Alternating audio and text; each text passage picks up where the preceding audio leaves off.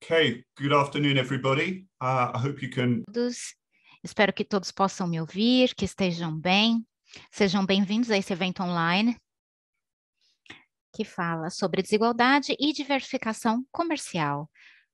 Como a desigualdade de renda pode se desenvolver na América Latina, além dos booms de commodities.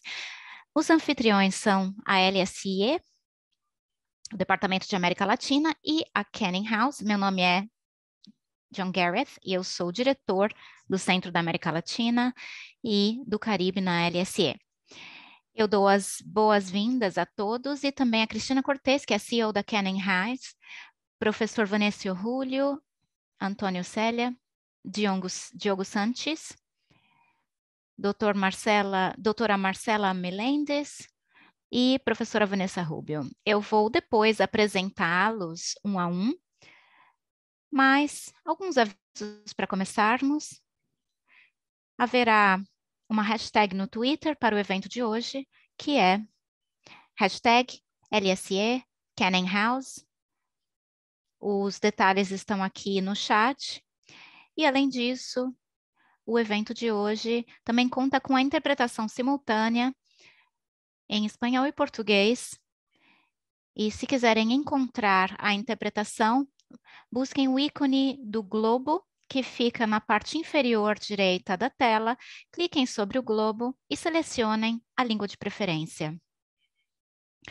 O evento também está sendo gravado e será disponibilizado como um podcast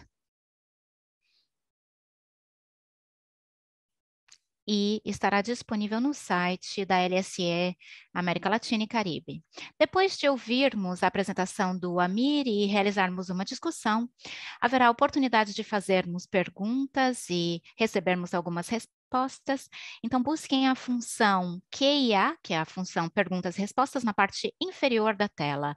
Por favor, mantenham as perguntas curtinhas, indiquem quem são e depois tentaremos fazer todas as perguntas ao Amir no final. Agora, eu gostaria de oferecer a palavra à Cristina Cortez para que possa dizer também algumas palavras sobre a Canning House e o Fórum de Pesquisa Canning House LSE. Muito obrigado, Gareth. Obrigado a todos. Sejam bem-vindos ao nosso primeiro fórum, primeiro relatório aqui da Canning House e LSE. Nós somos um think tank não governamental baseado no Reino Unido e cujo papel é promover a compreensão e o relacionamento entre o Reino Unido e a América Latina. Nós somos o principal fórum de liderança e debate pragmático em relação aos aspectos políticos, ambientais, econômicos, tendências e de negócios na América Latina. E assim, investimos em pesquisas, publicamos circulares e relatórios e realizamos eventos para aumentar a conscientização sobre a América Latina, não só para legisladores, mas também para compartilhar boas práticas. Temos parcerias com o parlamento, universidades, câmaras de comércio e empresas, tanto no Reino Unido quanto na América Latina. E a nossa abordagem é independente, neutra e prática. Mas não temos medo de tratar problemas polêmicos. A Canning House tem realizado eventos com sucesso há quase 18 anos na América Latina, e isso é devido às equipes da Canning House, e o restante é explicado pelas nossas parcerias com parceiros especialistas.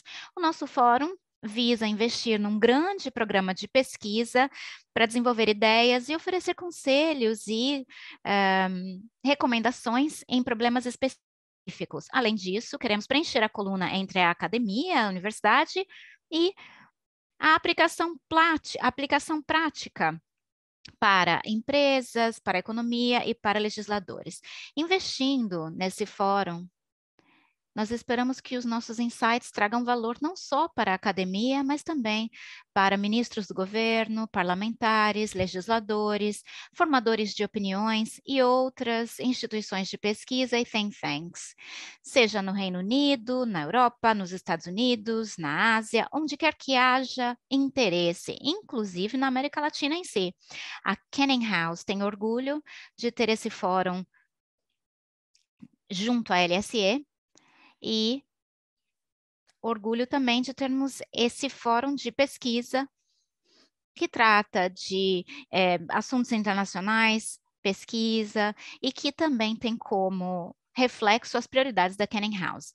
O tema do fórum é o futuro da América Latina e do Caribe, com foco no relacionamento com o Reino Unido, mas é maior do que isso. E essa primeira pesquisa na série, como o Gareth já anunciou, tem a ver com a desigualdade e a diversificação comercial. Como podemos reduzir a desigualdade além dos booms de commodities.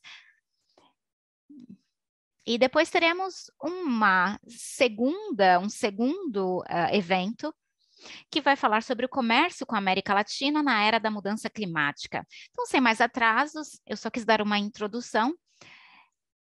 E essa será, então, a nossa primeira, digamos, parcela de eventos. E eu gostaria de passar a palavra novamente a Gareth. Gareth, é com você.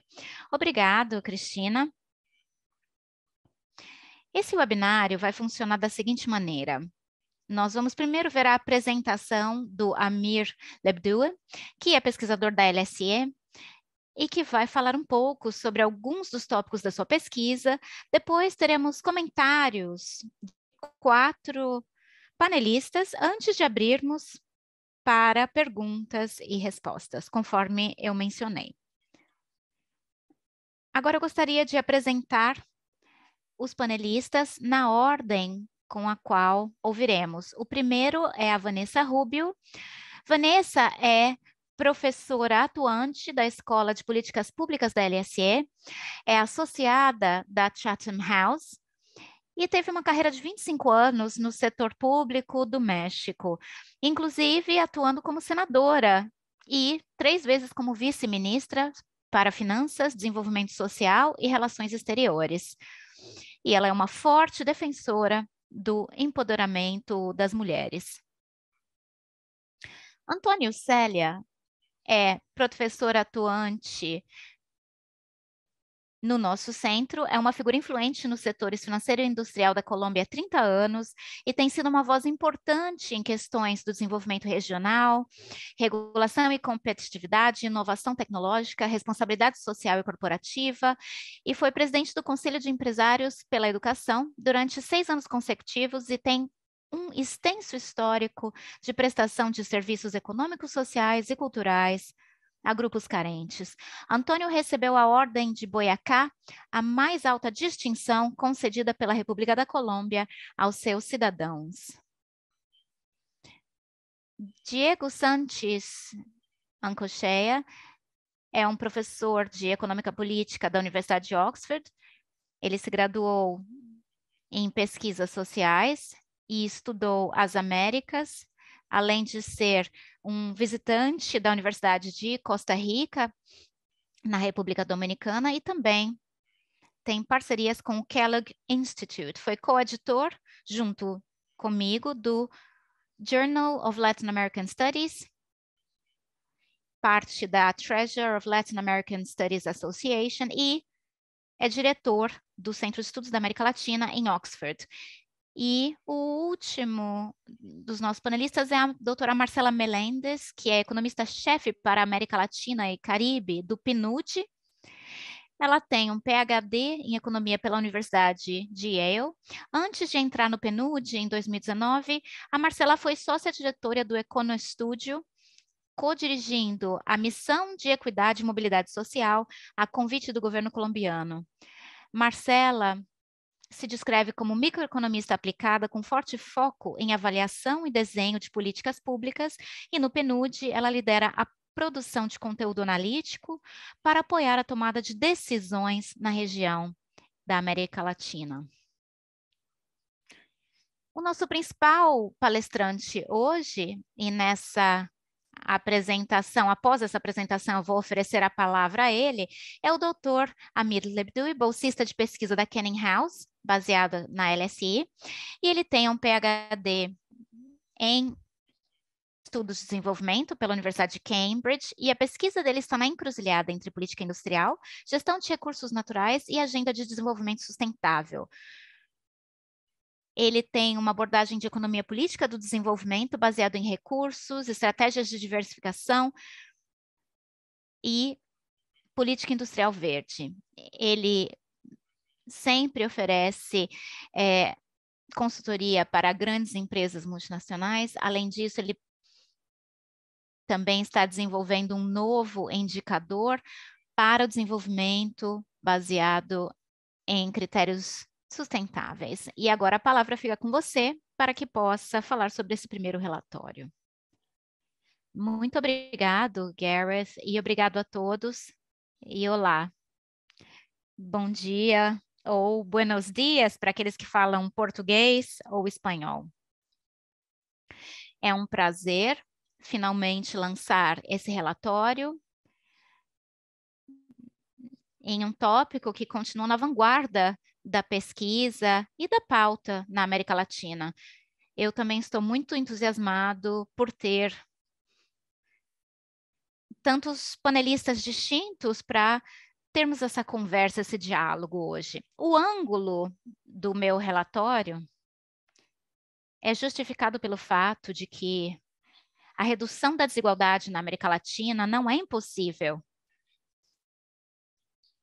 E foi concretizada em diferentes partes da história, mas o desafio que permanece é entender como realizar isso sem confiar nos booms de commodity, que não são sustentáveis e que estão fora do alcance de controle dos legisladores. Então, esse é o tema que o primeiro relatório trata. Eu não vou manter o suspense, vou começar com as principais mensagens do relatório. A primeira é a seguinte: a redução da desigualdade deve ser do interesse de todos, inclusive as empresas. Meus colegas na LSE e no nosso centro, eles sabem que eu sou obcecado por metáforas. Se a base da pirâmide estiver instável, a pirâmide toda cai. A segunda mensagem é o seguinte: nós precisamos prestar atenção da desigualdade pré-distribuição e como reduzi-las. Por muitas razões diferentes, sobre as quais falarei no relatório, isso tem a ver com mais do que redistribuir o bolo, mas também quebrar esse molde. E a terceira mensagem é que, sem políticas para reduzir a dependência das commodities e promoção de diversificação, além de medidas redistributivas, as transferências de renda são insuficientes. No nível macroeconômico, as competências têm que ser utilizadas, né? Porque não adianta você ensinar alguém a pescar se o lago não tem peixes. Em relação à primeira mensagem, o alto custo da desigualdade para a sociedade como um todo, eu gostaria de apresentar esse slide.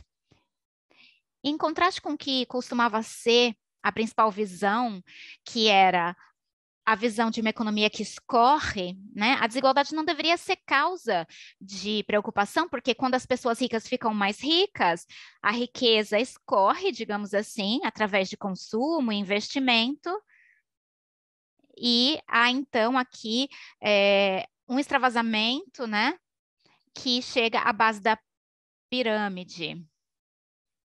E o aumento dos impostos também beneficiaria o restante da sociedade. Mas, no final, essas políticas exageraram ou exacerbaram a desigualdade que tem destruído as bases da sociedade. A riqueza permanece concentrada no topo, as percepções de desigualdade aumentam e uma sensação de injustiça, de frustração aumentam, levando aí a tensões sociais, conforme demonstrado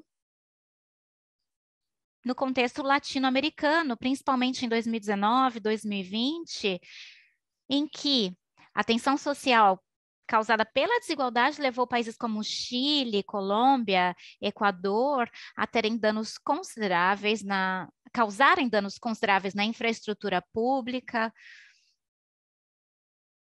E Diego Sánchez fala sobre o custo da desigualdade na América Latina e ele discute esses fatores que levaram à tensão social.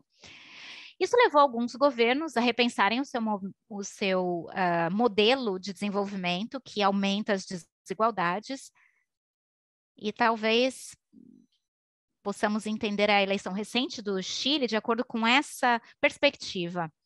Eu vou oferecer algumas tendências, porque talvez vocês se perguntem como esse pode ser o resultado se as desigualdades foram diminuídas nos últimos 20 anos. E isso é verdade, a desigualdade diminuiu nos anos 2000, mas nos últimos 7 anos, essas taxas estagnaram e, em alguns casos, houve até mesmo uma reversão do progresso que foi realizado nos anos 2000.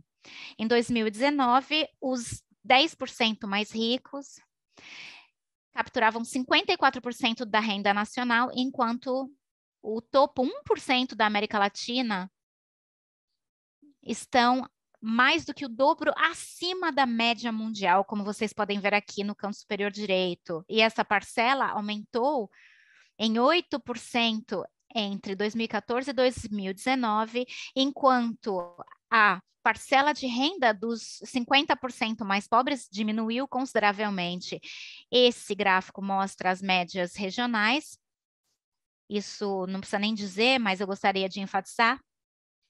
Apesar de estarmos falando de tendências regionais, a América Latina é uma região que claramente tem países muito diferentes, com experiências muito diferentes. Então, a escala não é a mesma para todos.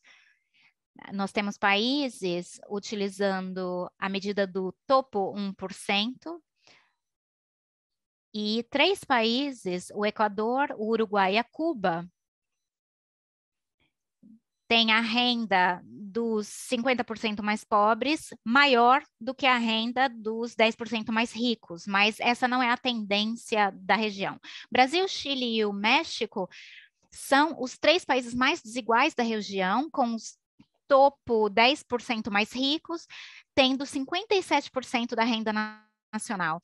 A Bolívia, que tinha uma das rendas mais iguais na época, diminuiu a desigualdade de maneira mais drástica até 2014 e depois houve aí uma estabilização dessa curva.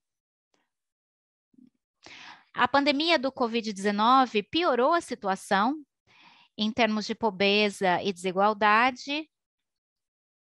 As taxas chegaram a níveis sem precedentes, mesmo em comparação com décadas recentes. O número de pobres aumentou em 22 milhões e 8 milhões deles estão na extrema pobreza. 41 milhões de empregos foram perdidos, o que levou as taxas de desemprego a aumentarem em 1/3, e as taxas de desigualdade aumentaram ainda mais. E teriam aumentado ainda mais se não fossem as transferências de renda que atenuaram esse fator. Então, nesse contexto, quais são os fatores limitantes principais? E há 2 coisas que eu gostaria de discutir especificamente: os altos níveis de dependência de commodities e a escala da redução da desigualdade. Em relação à dependência das commodities, esse é um fator muito importante na discussão da desigualdade, porque boa parte dos progressos foi graças a políticas educacionais, gastos sociais e políticas de commodities, que levou à expansão do setor formal, salário mínimo mais alto, impostos mais justos. E o gasto público com saúde, moradia e proteção social aumentou especialmente entre os exportadores de commodities. E nesses países, a diferença de pagamento para mão de obra qualificada e não qualificada reduziu com mais rapidez do que em outros países.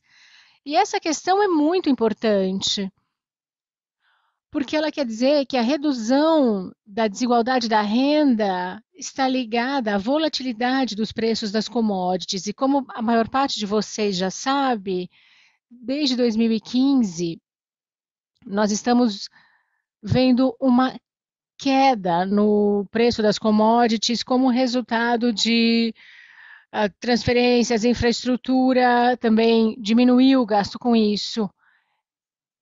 Então, o modelo atual é insustentável que reverteu o progresso realizado antes. E como resultado, as taxas de desemprego também aumentaram na América Latina. E foi a única região em que isso aconteceu. A taxa de desemprego aumentou desde 2014 e aumentou muito. Então, agora olhando para o passado, a forma como os governos gastaram o que ganharam com os commodities estava ligado à sua agenda social. E o que aconteceu foi que isso não levou a transformações nas estruturas que continuaram concentradas em torno das commodities. A segunda questão que eu quero levantar é o fato de que, por conta da escala desse desafio, que é a redução da desigualdade, a questão de uma forma de cobrança de impostos mais redistributiva é essencial, porque muitas vezes as pessoas pensam, se os governos latino-americanos cobrassem impostos como em outros países, tivessem políticas fiscais similares, tudo se resolveria, mas há enormes diferenças entre países como Bolívia, Brasil, Chile, Colômbia, México, Peru e Venezuela, em que os coeficientes Gini pré-impostos são por volta de 60, os países da OCDE geralmente têm 40 ou 30 de coeficiente Gini. E o resultado disso é que a distribuição inicial de renda é tão desigual que até grandes reformas fiscais e redistribuições de renda não solucionariam a desigualdade.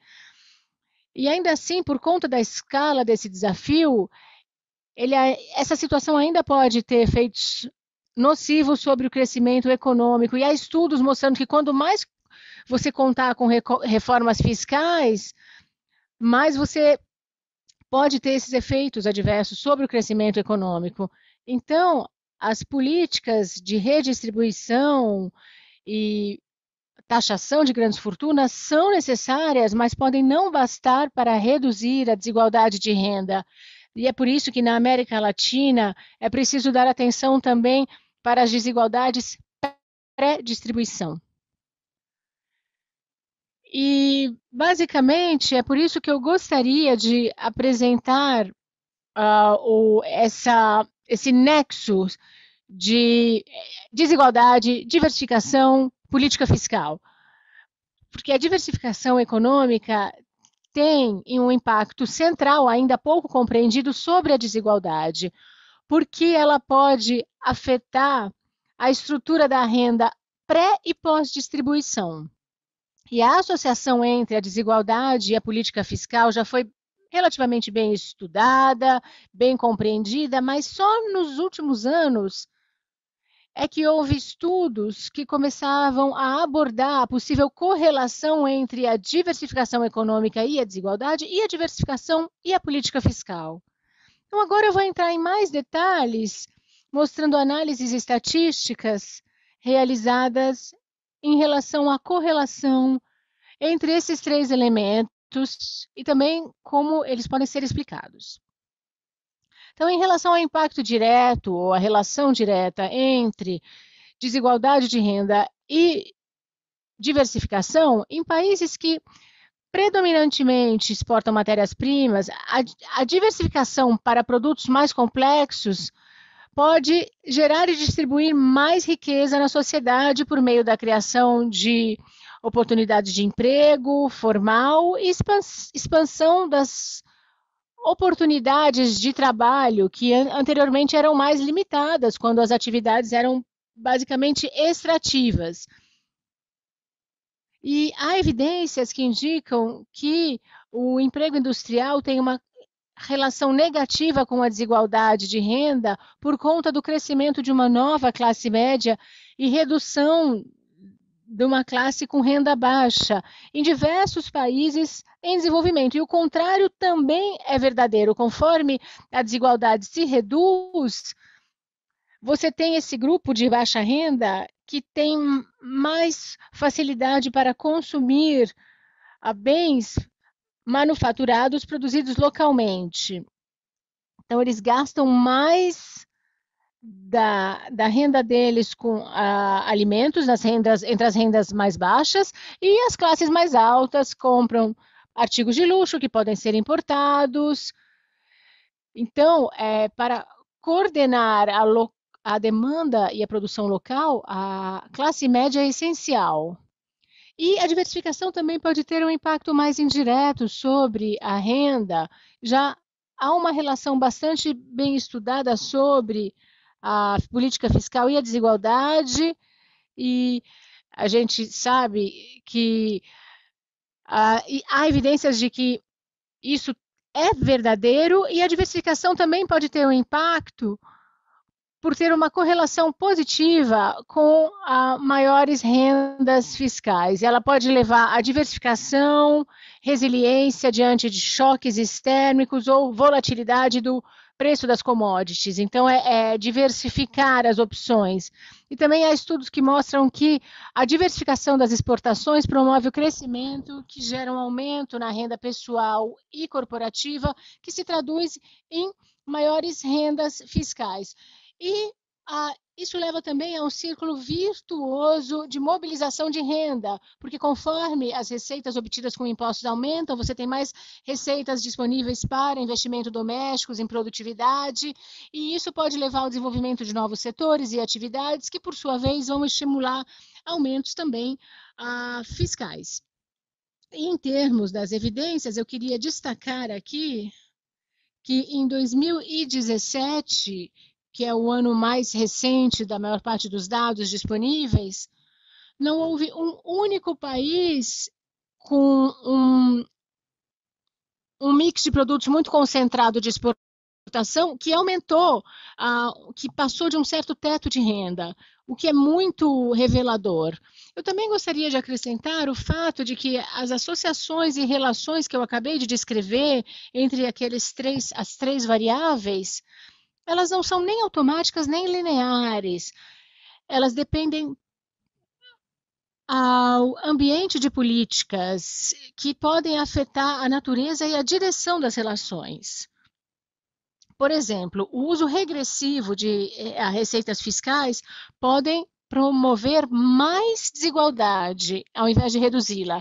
E a mesma coisa a diversificação das exportações. Se a estratégia dessa diversificação estiver orientada para setores intensivos em tecnologia, sem uma coordenação com grupos que desempenham tarefas mais manuais, provavelmente você vai aumentar o abismo, a diferença, e isso vai acabar fazendo com que haja um desequilíbrio dos salários. Então, se você tiver uma estratégia de diversificação não coordenada, você vai aumentar a desigualdade e não reduzir. É por isso que as políticas são extremamente importantes.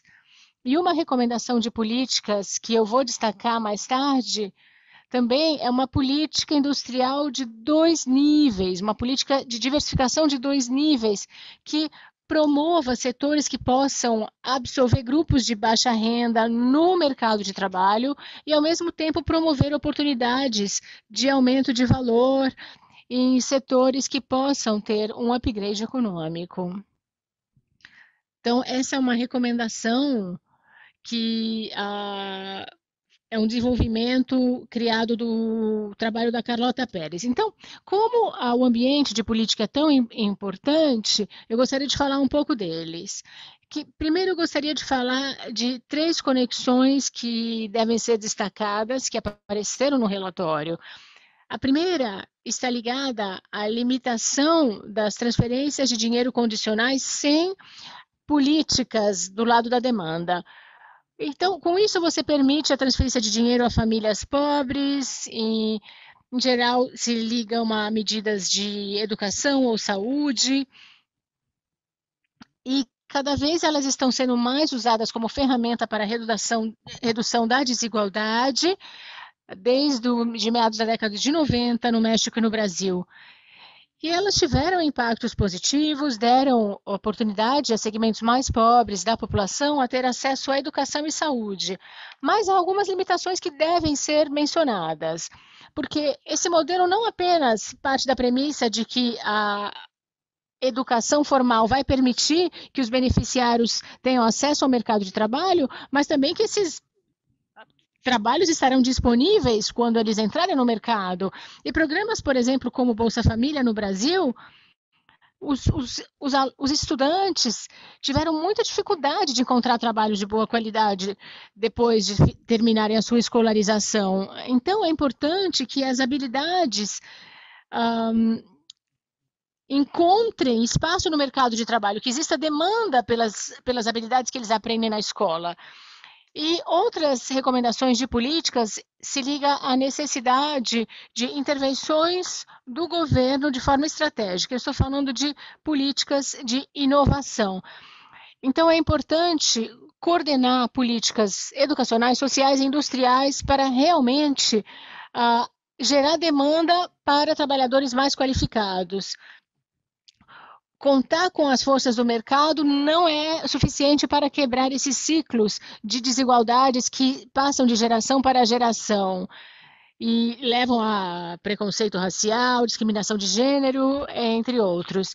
E uma política industrial pode ser definida como um esforço estratégico por parte do governo para incentivar a transformação estrutural em uma economia, por exemplo, para passar para atividades com mais valor agregado. Então, nós vimos que as políticas industriais passaram por um ressurgimento, ficaram mais populares, e a diversificação econômica não pode ser deixada às forças do mercado. É preciso que existam vantagens novas e comparativas com as políticas industriais importantes. Mesmo isso a gente observou, mesmo quando isso não era claro, quando elas estavam disfarçadas. A gente falou com formadores de políticas na América Latina e eles falaram que eles não tinham políticas industriais, mas que eles faziam apostas estratégicas. E era a mesma coisa no final das contas. E temos exemplos de sucesso nessas regiões. A gente teve um caso no Chile, em que você tinha a pesca de salmão, o cultivo de salmão, melhor dizendo, e sistemas de armazenagem a frio exigiam uma mão de obra bem qualificada. E também tem o exemplo da Embraer no Brasil, que também é um grande sucesso no setor de manufatura, que ganhou competitividade internacional. Porém, com essas políticas industriais, o sucesso depende de como elas são criadas, a qualidade delas. Então, é importante guiar o investimento para áreas em que não houve suficiente investimento privado e também concentrar-se em áreas geográficas com populações mais necessitadas, mas ela também apresenta suas dificuldades. Você tem que escolher as condições certas para evitar os riscos de ineficiência e escolher um setor que não vai se tornar competitivo. É preciso que exista alguma autonomia do Estado, dos interesses privados, e é possível que existam tratados assinados pelo governo que impeçam algumas dessas ações.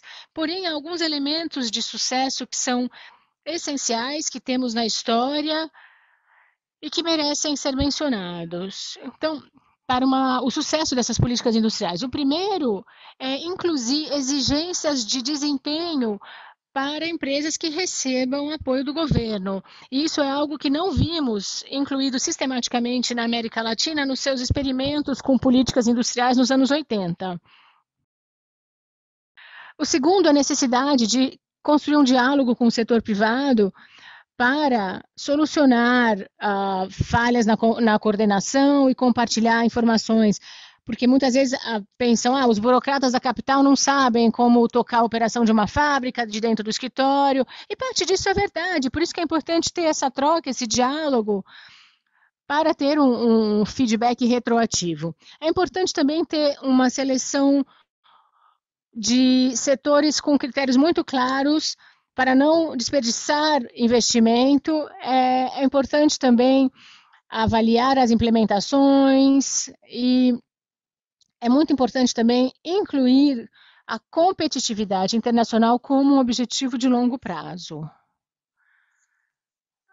O segundo item são as políticas educacionais, que envolvem garantir que grupos de baixa renda se beneficiem não só de oportunidades de emprego não qualificado, mas também qualificado, e para isso é preciso ter uma política educacional adequada. Isso não só aumenta, não quer dizer apenas um aumento no gasto em educação, mas também focar ou moldar a acumulação de capital humano em áreas estratégicas, de acordo com necessidades existentes e futuras. E quando isso não é feito, muitas vezes o resultado é que você tem habilidades disponíveis que não são procuradas pelo mercado de trabalho.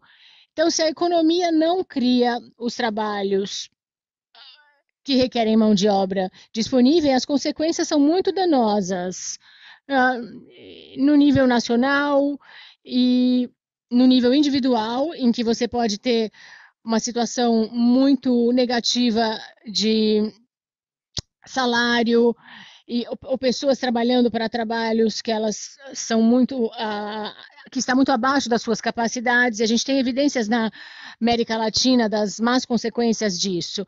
E no nível das empresas, você tem perda de produtividade e da competitividade, porque quando você tem exigência de habilidades que não são fornecidas pelo sistema educacional, isso gera um problema. E no nível nacional, você tem um aumento de desemprego, especialmente de desemprego de trabalhos mais qualificados, e quer dizer que você não está usando plenamente o potencial da sua mão de obra. Então, nós temos casos em que não houve discriminação entre áreas e muitas pessoas que se beneficiam de programas que não levam isso em consideração acabam não encontrando lugar no mercado. Então, uma das coisas que foi feita é tentar abordar isso com políticas coordenadas. Finalmente, a gente fala de políticas de inovação. Alguns dos sucessos de exportação anteriores, da região podem ser atribuídos ao apoio público à pesquisa e desenvolvimento. A gente viu no Brasil esse caso e também no Chile, em que o papel das agências do governo foram essenciais para setores intensivos de conhecimento que não existiam antes dessas intervenções.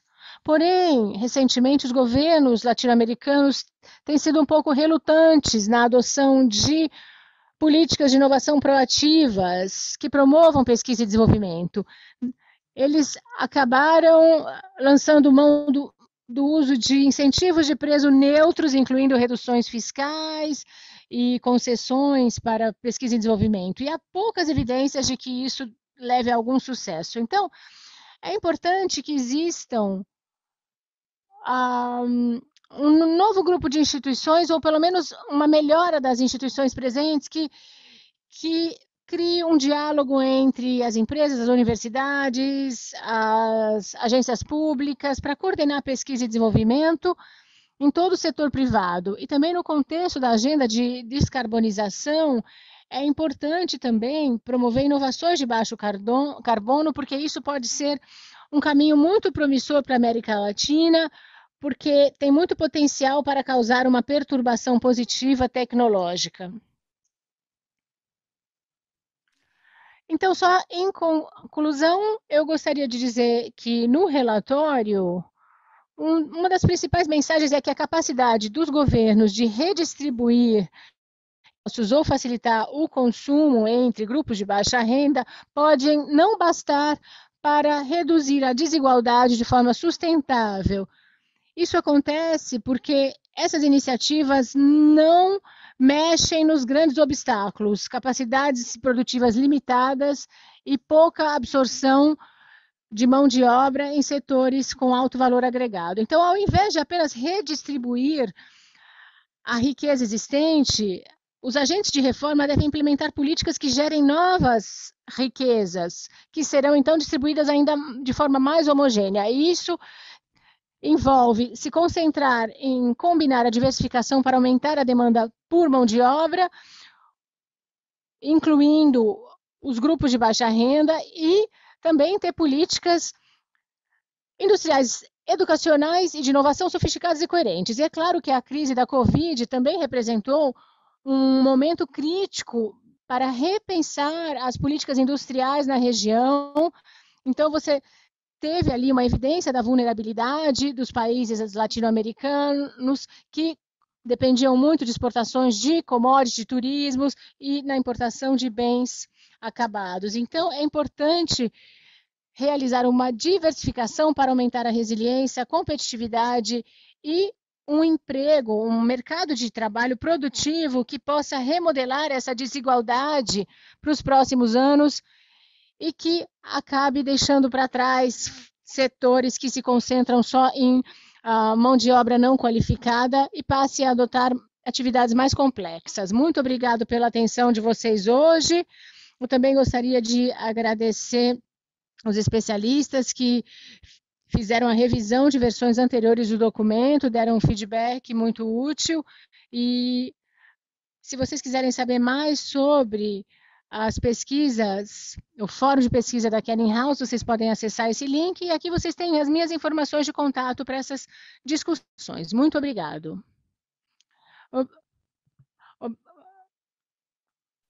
Obrigado, Amir. Nós vamos colocar esses links no chat também, para que as pessoas possam fazer suas perguntas.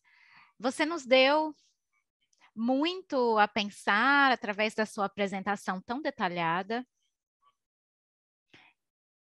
E para nos ajudar a entender algumas das implicações sobre aquilo que você disse, nós vamos então abrir o painel com a Vanessa.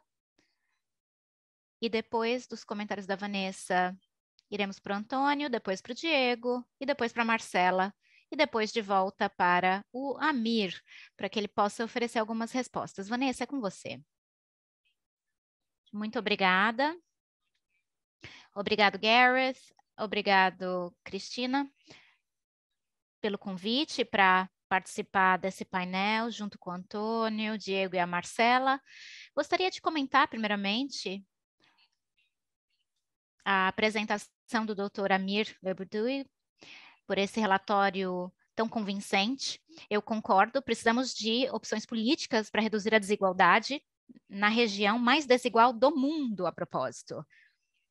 1% dos mais ricos concentram 37% de toda a renda.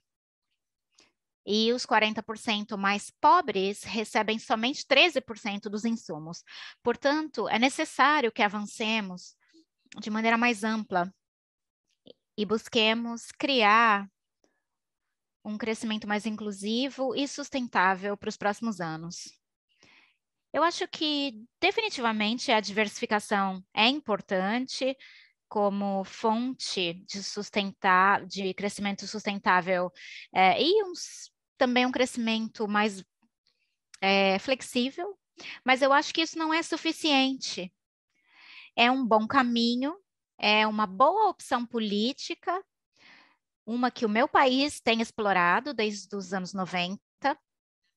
Eu acho que de todos os países da América Latina, o México é uma das economias mais abertas e diversificadas.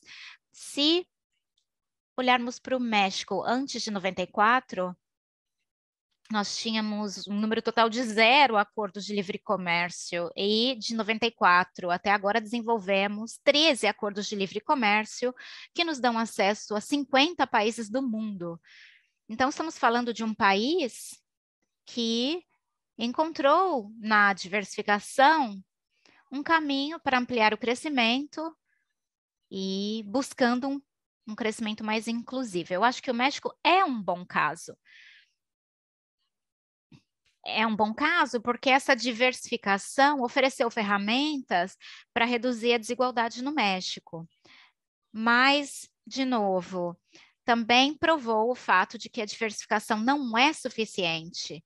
Quando vemos a porcentagem de mexicanos no ano 2000 que não tinham acesso à saúde, e isso vem do Coneval, que é o Instituto Nacional de Observação de Pobreza e Políticas Sociais, é um órgão independente no México. No ano 2000, 59% dos mexicanos não tinham acesso à saúde, enquanto que em 2018 era somente 16%. Então, é muito melhor, né? 16 para 58, mas precisamos ir adiante. É uma boa política, mas não é suficiente. Se falarmos sobre acesso a saneamento básico, a falta de acesso ao saneamento básico no ano 2000 era de 40%. Em 2018, 6,3%. A água era 24% a falta de acesso em 2000 e agora 7%. Eletricidade era 13% e agora 0,4%. Certamente isso prova que a diversificação traz a possibilidade de oferecer acesso às pessoas ao mais básico: alimentação, nutrição, educação, habitação e etc. Mas não é o suficiente, porque há ainda aspectos que faltam. E enquanto houver pessoas que não têm acesso ao básico, o que mais precisa ser feito? É a pergunta. Então, certamente eu concordo com a premissa, e eu acho que o México é um bom exemplo do que pode ser feito, mas não é o suficiente. Agora eu gostaria de falar dos 3 tópicos que você enfatizou no início, e você disse que a redução da igualdade deve estar no interesse de todos. Com certeza. Eu acho que temos que ter em mente e temos que enfatizar a questão da injustiça social. Nós esperávamos a duplicação ou triplicação do crescimento nos nossos países de maneira mágica e que isso iria aliviar, né, essa tensão social, essa falta de acesso ao básico, e isso não se concretizou.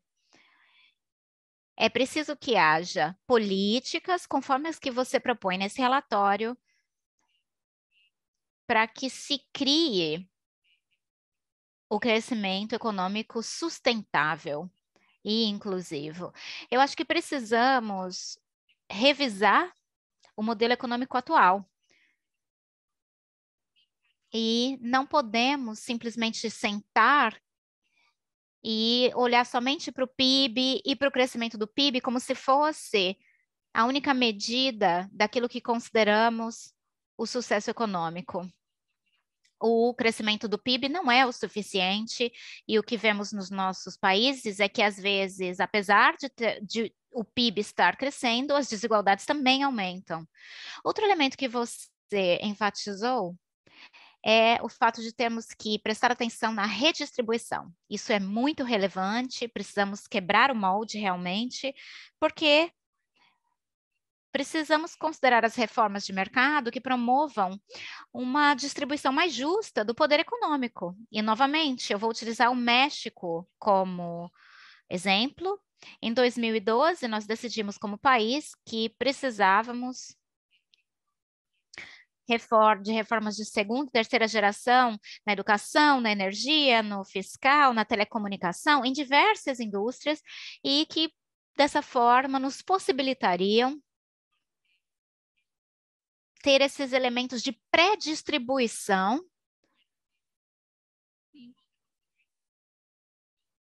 e, quando estávamos aí considerando o crescimento, isso estaria ligado a um resultado de diminuir a desigualdade. Mas um desafio para toda a América Latina no momento atual é que todas essas reformas e algumas delas em muitos países, estão num cerco. Por quê? Porque essas reformas não trazem benefícios de um dia para o outro, elas levam tempo. E como um meia-culpa, eu poderia dizer que uma das questões é que nós não explicamos muito bem isso para a população.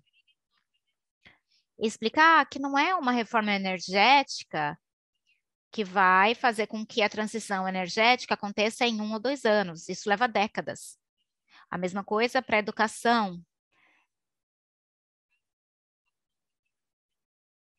Para que vejamos um efeito positivo na vida das pessoas. Acho que precisamos definir as prioridades melhor em relação às políticas de pré-distribuição. E eu acho que isso é um desafio, mas precisamos explicar melhor como essas reformas acontecerão. E aqui eu falo do contexto político de tudo isso. O novo contexto político da América Latina, você se referiu, por exemplo, ao Chile, em que o contrato social foi redefinido, e muitos países na região estão considerando um exercício semelhante. Nessa redefinição do crescimento do contrato social, ou da norma, né, que está aí em debate, precisamos ter isso em mente. Como criar prioridades em relação às reformas que vamos realizar e como vamos explicar os resultados melhor para os nossos cidadãos e dentro de um tempo apropriado. Você também mencionou que sem a diversificação e a redução da dependência das commodities, as transferências de renda são insuficientes. Eu concordo muito com isso, mas as transferências de renda sempre são insuficientes. Porque elas são um elemento que corrige algo que é intrinsecamente e estruturalmente ruim. Eu acho que precisamos dar 5 passos para trás para corrigir a estrutura. E as transferências de renda estão sempre lá e tem que estar lá para oferecer o mínimo para alguns. Mas uma visão mais minuciosa, com sustentabilidade e inclusão, deverá oferecer as bases para que isso aconteça desde o início. E eu acho que algo que não pensamos muito a respeito, não discutimos muito a respeito, é a natureza eleitoral e política desses programas de transferência de renda. Porque esse é o elefante na sala, ninguém fala sobre isso. Quais são os incentivos para os políticos? Quais são os incentivos para os legisladores para que se livrem desses esquemas de transferência de renda? Eles não têm incentivo algum. Por quê? Para muitos, isso tem a ver com a sua base política. E há um incentivo muito difícil que precisamos mudar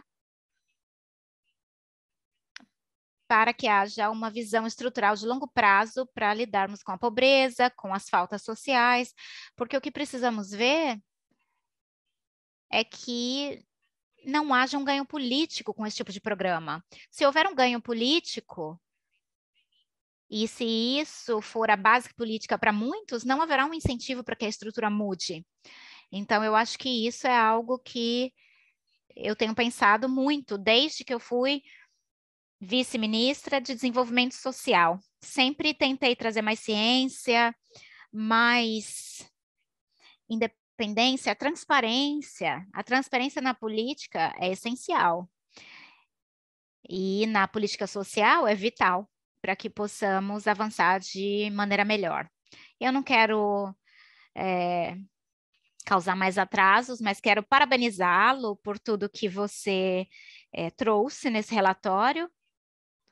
E conforme você concluiu, eu acho que precisamos criar novas riquezas, mas precisamos nos preocupar com a qualidade dessa riqueza. E o crescimento precisa ser mais inclusivo, sustentável e sustentado, para que dessa maneira possamos começar a lidar com as desigualdades na região mais desigual do mundo. Muito obrigado, Amir, pelo seu relato e por todos os elementos que você nos passou, né, como legisladores e analistas. Muito obrigada. Muito obrigado. Obrigado, Vanessa. Agora eu gostaria de oferecer a palavra ao Antônio. Olá a todos. Estou muito feliz de estar aqui. Obrigado, Gareth, Cristina.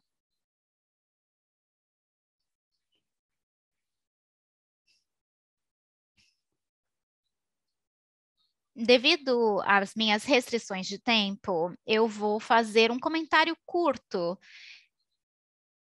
e algumas perguntas em relação ao relatório, que fala aí não só sobre os nossos países, mas também, talvez, sobre o futuro da nossa democracia. Eu concordo que a diversificação, né, tem a ver com a desigualdade, e esse é o caminho, sem a menor dúvida. Na América Latina, nós temos que trabalhar com mais determinação e eficácia para lidar com as desigualdades. Nós fizemos um trabalho muito ruim até agora. Às vezes temos que levar em consideração, e essa é uma consideração adicional, a informalidade. Isso tem sido um obstáculo. Apesar de muitos dos nossos países, nos últimos 15, 20 anos, já ter saído um pouco da informalidade, isso se aplica somente aos formais. E nós temos mais de 50% de informais nos nossos países que não vão receber nenhum tipo de benefício das políticas sociais.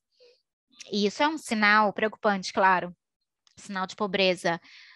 Eu acho que a redução da desigualdade, é claro, que seria uma meta. Eu gostaria de usar as palavras em espanhol. Isso é um propósito nacional. Mas eu tenho uma preocupação de curto prazo com a pobreza também. Os números relativos à pobreza são terríveis. Com a pandemia, nós perdemos 20 anos de melhorias aí em relação à pobreza. Devido ao boom de commodities na América Latina, nós tivemos tivemos um impulso para reduzir os indicadores de pobreza, mas agora na Colômbia a pobreza chega a 40%. E temos diferentes cenários na América Latina em relação a essa variável, porque temos desigualdade e alta pobreza, e desigualdade e uma pobreza menos complicada. Isso tem que ser levado em consideração, porque em alguns casos você tem que buscar uma vitória, digamos, de curto prazo. Se você considerar a redução da pobreza nos últimos 20 anos, nós conseguimos resultados muito bons. E eu acho que essa é uma consideração que não podemos deixar de lado.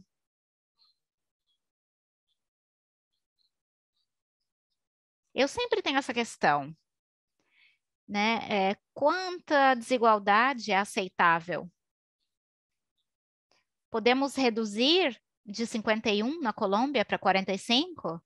Quanto tempo leva? Essa receita que você propõe, ela é eficaz, porém, quanto tempo leva? A redução da pobreza precisa de resultados no curto prazo, e eu concordo que a educação não é o suficiente, mas a educação de qualidade é muito importante, e é uma lacuna entre a educação pública e privada. Essa lacuna é enorme e está piorando cada vez mais. Então, a desigualdade com alta pobreza é ainda mais complicado. Você mencionou um número importante que eu gostaria de enfatizar. Eu acho que a pobreza estaria 30% mais alta sem as medidas que já foram tomadas, além das políticas de diversidade e da produtividade, o que descobrimos na Colômbia e em outros países também, nós temos documentos da Slava Ansuleta e que trazem uma correlação entre a competitividade e a produtividade na Colômbia.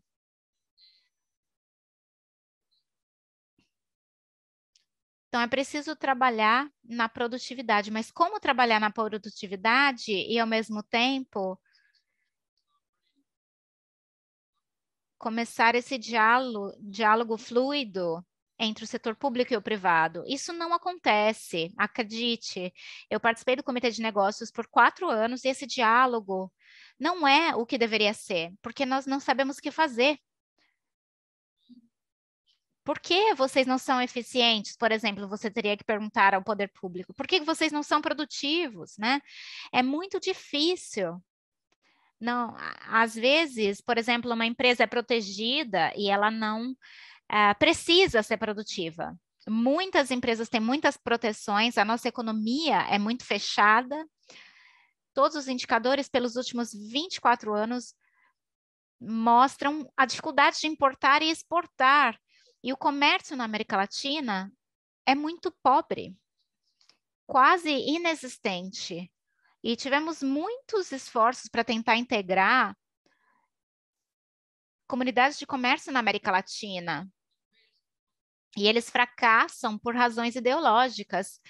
Então, há muito trabalho a ser feito nesse sentido, porque, novamente, no caso da Colômbia, eu acho que o México teve muitos progressos, né? Mas a Colômbia é uma economia muito fechada. Precisamos sempre começar, porque falamos sobre exportações, porque, enfim, estamos falando aqui de diversificação de comércio, mas eu estou falando de uma política voltada para a exportação e não a substituição. Nós temos aí comunidades de negócios que podem liderar com os seus sinais nesse processo. Então, esse diálogo é muito importante, mas, mais uma vez, por que não somos produtivos? Por que não somos eficientes? Por que não exportamos? E essas são perguntas muito interessantes. E, de acordo com a McKinsey, a produtividade na Colômbia se concentra em 82% nas empresas médias e de grande porte. Eles nem sequer atualizaram a sua tecnologia. Então, é uma boa iniciativa que pode ser uma parte técnica. Em relação à política fiscal, é outro problema. A gente não conseguiu lidar bem com ele. As receitas fiscais aqui na Colômbia estão muito abaixo da média da América Latina, que por sua vez está muito abaixo da OCDE. Não estamos lidando bem com essa questão. E por quê? Por muitos motivos. Não chegamos a um acordo. Há muitos lobbies, diversos grupos de interesses, mas precisamos de acordos em relação a esse assunto, porque o dinheiro que temos não basta para a infraestrutura, para as políticas que devemos implementar. E, finalmente, provavelmente o último comentário que farei, é que na Colômbia, como muitos outros países, temos uma política produtiva desde 2016. Em que verifica-se aquilo que aconteceu e observa-se que nada aconteceu. Ela está muito bem escrita na teoria, muitos especialistas se dedicaram à confecção desse documento e nada aconteceu. Porque, de forma geral, o governo não tem a capacidade de implementar essas políticas públicas. E ali temos um grande problema também, porque trata-se de um Estado disfuncional. Eu sei que a organização de um país é algo complexo e amplo, mas é preciso trabalhar nessas questões. E a capacidade do governo envolve o fato de que quando você está entregando políticas e bens ao público, à população, isso deve ser feito de forma eficaz. Isso não acontece. E temos que quebrar, romper esse círculo vicioso entre a desigualdade. Vocês têm que ler o artigo do PNUD, da Marcela e dos colegas dela, que fala de pobreza, violência, desigualdade. A gente tem esses dois indicadores em péssimo estado aqui na Colômbia, o que leva a um estado disfuncional. E como começamos a superar isso? Como aumentamos a capacidade? Como é que fazemos com que a comunidade de negócios abrace novas políticas? A gente tem que construir confiança. Isso não é fácil, mas é preciso começar com pequenos passos. O primeiro passo tem que ser dado pelo governo. E o último comentário, e esse artigo tem que ser comentado em todos os países, porque essa discussão é central. Mas o que eu queria dizer é que já conhecemos a receita, a Europa já nos deu muitas ideias boas para isso, mas temos que nos lembrar de que temos que convencer os líderes. Temos que convencer os líderes porque a questão é vontade política aqui em jogo. E porque temos que os tecnocratas e economistas que precisam de mudar de ponto de vista e promover esse tipo de discussão na nossa região para sempre gerar novas ideias, para que seja feito o que tem que ser feito. Obrigado, Antônia. A economia, dizem que é muito importante para ficar na mão dos economistas. Mas, enfim, com isso eu apresento o Diego. Diego, você tem 5 minutos para fazer seus comentários. Muito obrigado. Então, eu gostaria de começar cumprimentando o Amir, agradecendo a Cristina pelas oportunidades.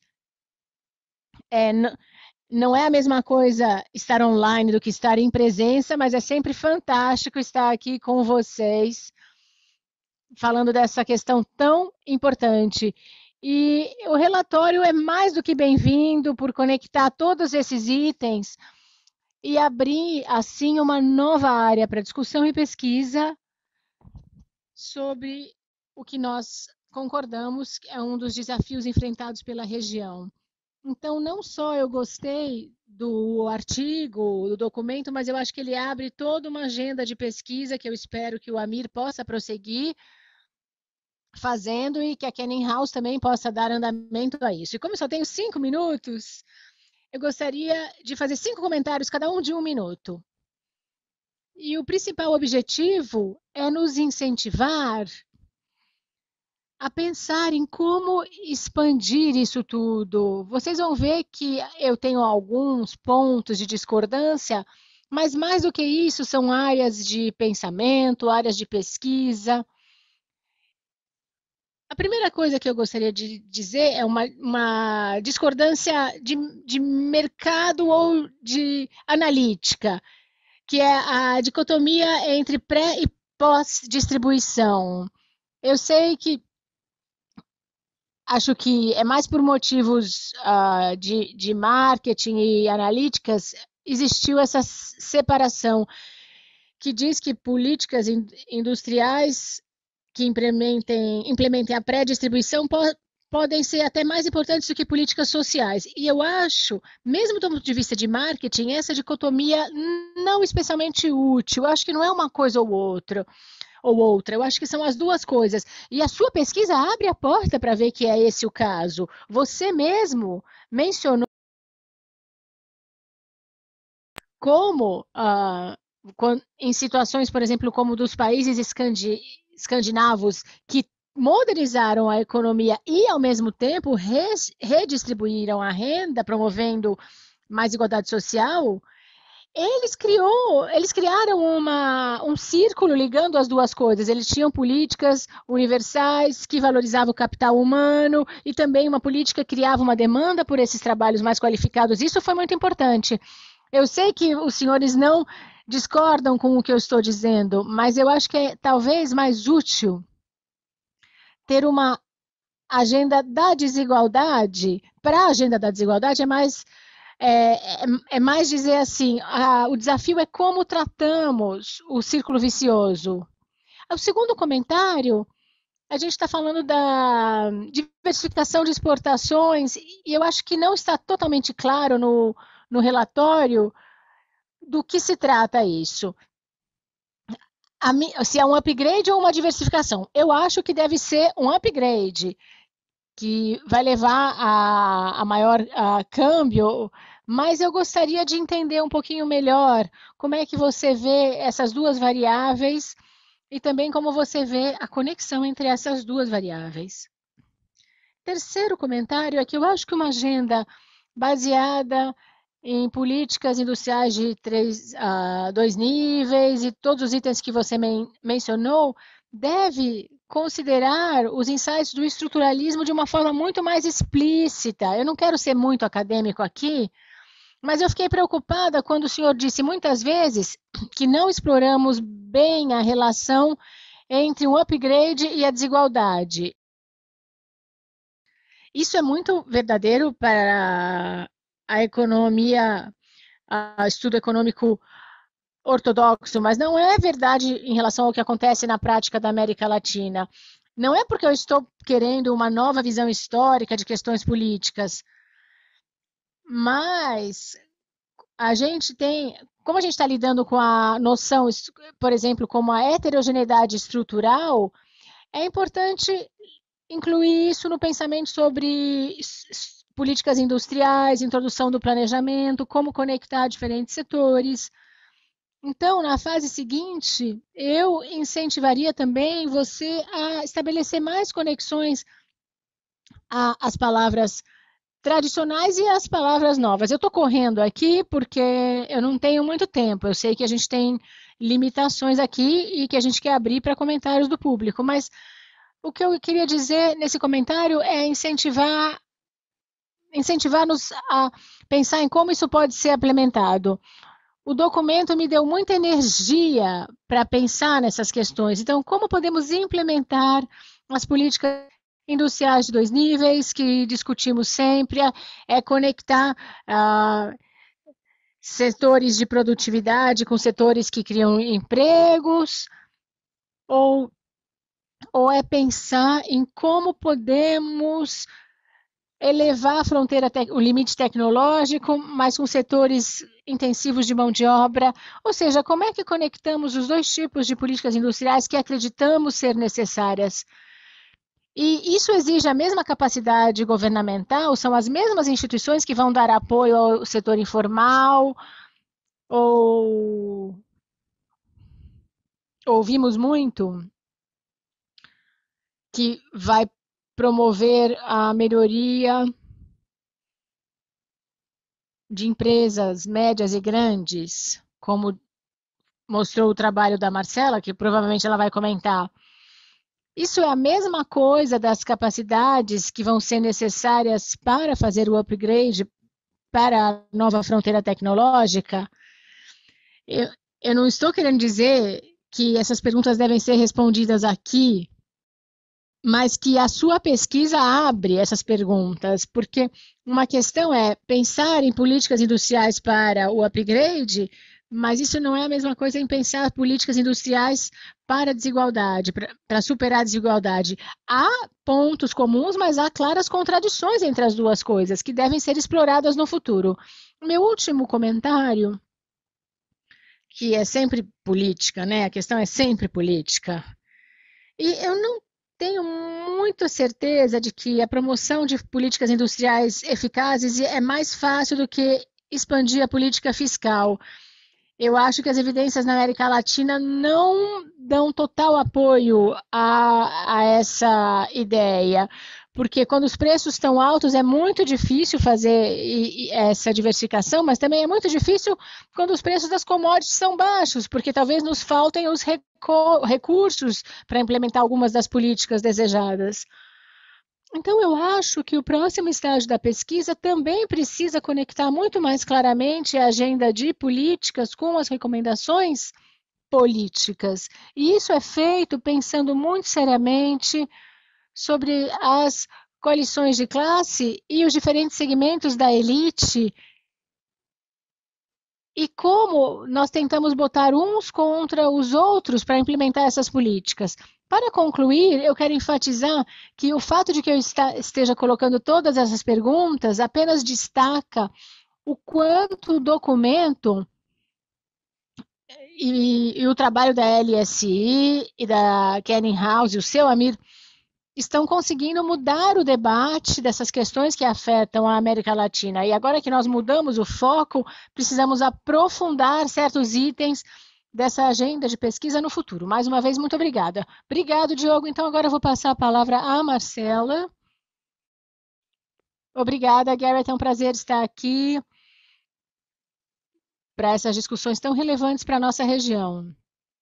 Eu acho que para pensar de forma adequada na superação da desigualdade na América Latina, a gente tem que pensar na questão do crescimento econômico, e isso envolve também a questão de baixo crescimento que observamos em 2021. Eu concordo que a diversificação de exportações é um canal para crescimento, porque depender da volatilidade dos preços não é boa, mas eu concordo com a Vanessa que não está tão claro se sozinho isso vai levar a maior receita fiscal e diminuir a desigualdade. Eu acho que é preciso que haja outras coisas envolvidas no processo. Eu concordo que as políticas fiscais não bastam, mas é importante não minar ou não diminuir o papel dela na redução das desigualdades. E eu concordo com o que disse o Diego sobre a diversificação. A América Latina não faz pós-distribuição, muitos poucos países o fazem. A distribuição de renda mudou muito pouco. A gente tem uma redistribuição por meio de gastos e de medidas fiscais. E em muitos países da nossa região temos taxas fiscais muito baixas e muitas isenções fiscais. Temos sistemas fiscais muito mal criados que contam muito com as empresas mais do que nos impostos individuais. E isso acaba custando muito caro para a produção e para o empreendedorismo. Então, precisamos de uma situação que permita que a diversificação das exportações floresça. E é preciso voltar a pensar em políticas horizontais. Eu já vou voltar a esse ponto. É verdade também que a renda de trabalho é desigual, mas a renda de capital não é irrelevante e no nível pessoal ela não é taxada na maior parte dos países. Então, só para repetir o que disse o Diego, a gente tem que pensar em pré e pós-distribuição ao mesmo tempo, porque se a gente não redesenhar os nossos sistemas fiscais, a gente não vai ter coleta de impostos que permitam os gastos que levarão a uma sociedade mais igualitária. Eu queria também falar um pouquinho da questão do foco das políticas industriais. Eu vou tentar explicar por quê. Em muitos desses países não temos aquela configuração horizontal básica para que as empresas progridam. A gente tem isenções fiscais para empresas maiores, mas as condições não são iguais para empresas médias e pequenas. E não temos infraestrutura de transporte, de logística, temos muita burocracia. Então, é uma questão com vários problemas. Então, as políticas horizontais, políticas criadas de forma igualitária para todos, não devem entrar em competição com políticas verticais, mas elas devem fornecer recomendações a essas políticas verticais. E eu acho que já fizemos políticas industriais, isso não fica muito claro, às vezes elas recebem outro nome, mas muitos dos nossos sistemas têm como alvo alguns setores que vão receber subsídios e isenções fiscais. Isso existe e muito.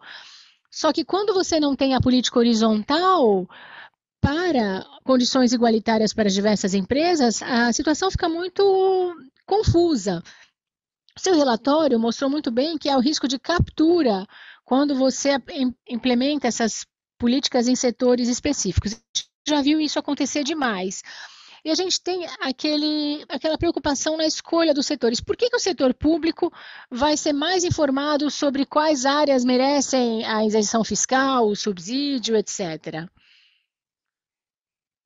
Então, eu sugiro que pensemos nas políticas industriais não apenas em termos de escolher setores específicos, mas como moldá-las para que ela consiga lidar bem com a situação. E houve muita conversa sobre fazer isso para atividades que estão por trás de setores importantes, fornecer infraestrutura específica para os setores.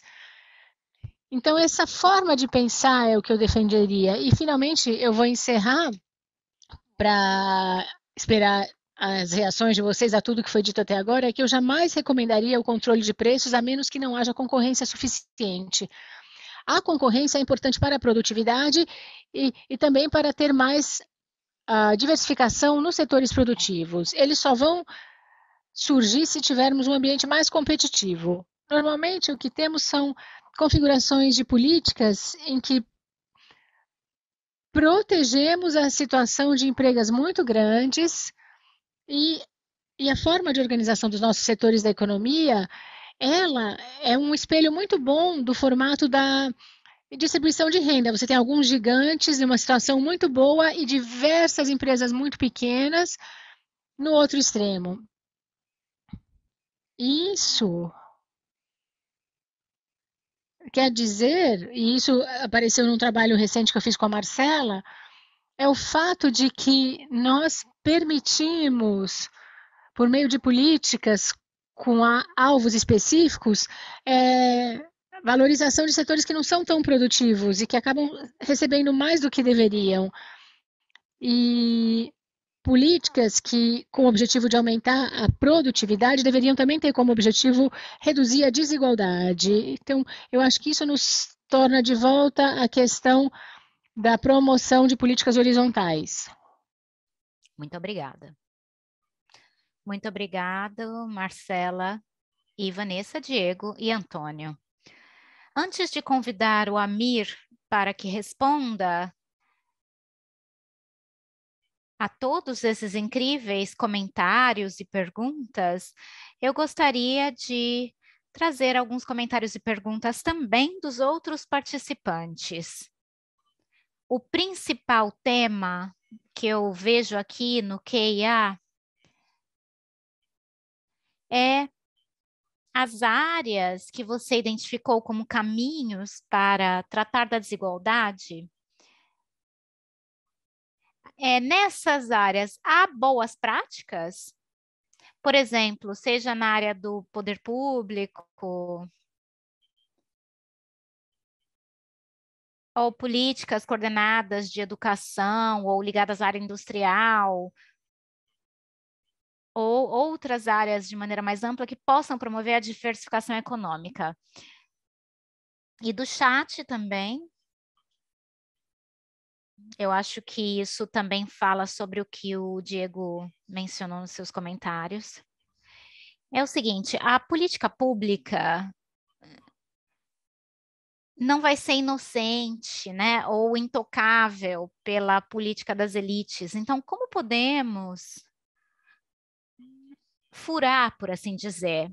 Como podemos passar por isso seguindo as recomendações políticas, né?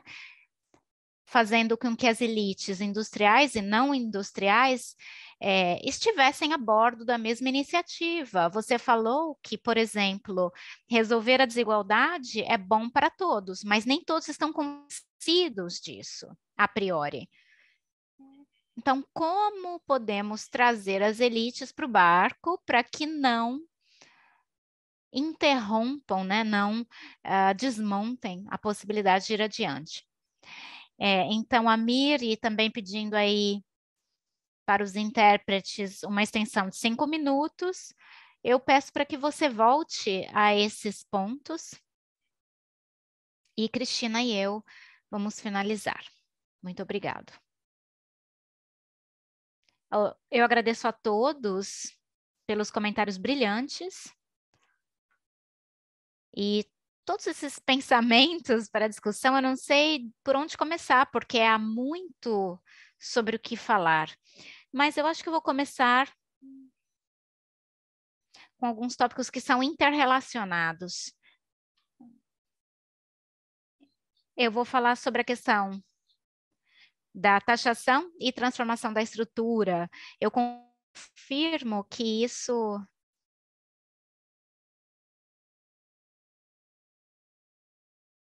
é uma questão complexa, porque as duas coisas andam lado a lado. Eu acho que eu enfatizei dessa forma devido ao debate atual, em que muito mais tensão é dada às soluções que facilitam o consumo, né, e incentivam aí os descontos impostuários, ao invés de tratar do outro lado da questão. A questão da taxação é um problema grande na América Latina. A redistribuição da taxação precisa estar na pauta, mas os dados mostram que não é só comparar com os níveis da OCDE. Os níveis pré-impostos são diferentes. Se você cortar, não vai ter o mesmo efeito. E é aí que nós precisamos ter uma estratégia. Na questão de políticas industriais e o foco nas competências e assim por diante, a Marcela tem um ponto muito interessante. O que eu acrescentaria é o seguinte. Eu começaria com a questão de escolher um argumento, né, que é qualquer investimento que tenha uma natureza que parece horizontal vai favorecer uma atividade sobre a outra, um setor sobre o outro. Então, você vai fazer escolhas desde o início. O mesmo acontece com o sistema educacional. Não há um sistema educacional horizontal, porque onde quer que você decida treinar pessoas, né, qualificar pessoas, por exemplo, engenharia química, isso vai trazer consequências para a estrutura produtiva da economia. Deve haver uma coordenação desde o início. É claro que há diferentes maneiras, diferentes escopos da agressividade que essa intervenção vai trazer. Pode haver um programa bastante ambicioso, por exemplo, mas é preciso que, mesmo nesses cenários, haja uma coordenação entre os stakeholders, até mesmo para garantir que uma linha férrea, por exemplo, seja construída num lugar que vai beneficiar múltiplas partes. Outra menção foi a tensão aí entre a exportação e a sofisticação da exportação. Eu intencionalmente fui vago em relação ao relacionamento entre os dois por muitas razões. Uma delas é o fato de estarmos falando sobre isso no nível regional. E para entender como isso se interrelaciona com outros países, você precisa de um contexto, né, de outro país. Você precisa, então, de mais diversificação de exportação, ou será que você pode exportar e depois diversificar, ou você precisa fazer as duas coisas ao mesmo tempo? E eu acho que o que a Vanessa disse desde o início, o México conseguiu diversificar as exportações mais do que outros países na região, mas ainda assim tem taxas altas de desigualdade, assim como o Brasil. E isso tem a ver, no México, com a falta de sofisticação das exportações e não diversificação. Você tem muitas atividades industriais, mas são de baixo valor agregado, e isso contribui com a lacuna entre os mais pobres e os mais ricos. Mas isso exemplo, se estamos falando aí de petróleo, talvez isso deva ser colocado num cesto completamente diferente. Mas eu concordo, é uma diferença bastante grande para que possamos aí tratar em futuras pesquisas.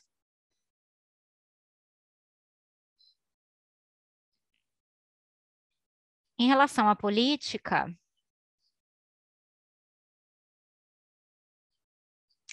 ela talvez seja mais fácil do que, por exemplo, uma reforma tributária. O contexto latino-americano, e muito já foi escrito sobre isso, existe uma resistência da elite contra as reformas tributárias.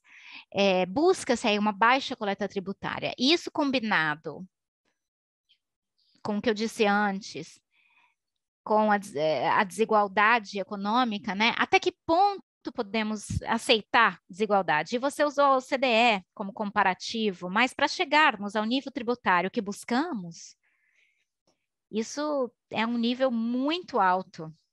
No contexto latino-americano, haveria ainda mais resistência a isso. E em governos reformistas, essa é a situação em que você talvez possa conseguir mais coligação social e apoio para uma transformação estrutural, para tentar levar isso adiante e trabalhar junto com o setor privado, expandindo as oportunidades e reduzindo a distribuição de renda pré-tributada para que você não tenha que confiar numa taxação excessiva e a posteriori. Mas eu concordo, as duas coisas precisam ser feitas junto e precisa ir além do que já tem sido feito.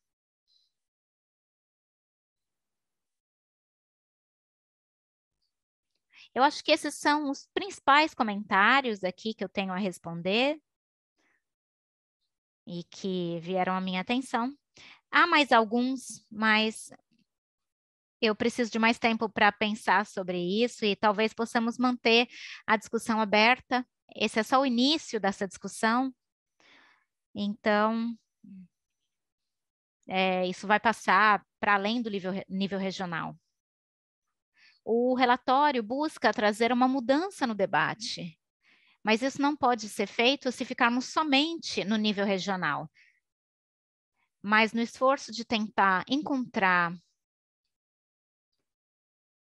intervenções mais precisas, mais ligadas à política e etc., nós podemos manter, então, a discussão aberta e eu devolvo aqui ao Gareth a palavra. Obrigado, Amir.